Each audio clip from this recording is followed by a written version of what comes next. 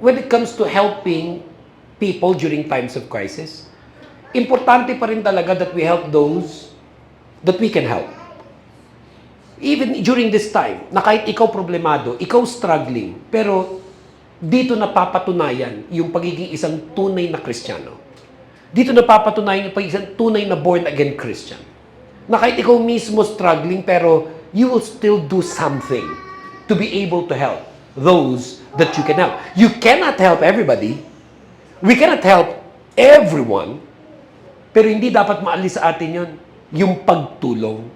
Dahil sabi sa Hebrews 13:16, and do not forget to do good and to share with others, for with such sacrifices, God is pleased.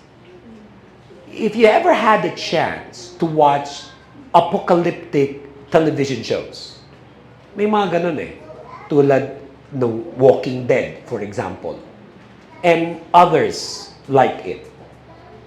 Yung pag narating ng mundo, yung collapse of civilization, ang isa sa mga nangyayari, people become selfish. And it's everyone to himself. And we pray that we would never have to come to that. That our children would never have to come to that experience. Na sobrang tindi ng crisis, everybody becomes selfish.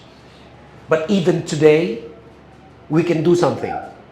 We can help people that we can help. At alam mo, na pag ginagawa mo yon, ang Lord ay nalulugod sa atin. God is pleased.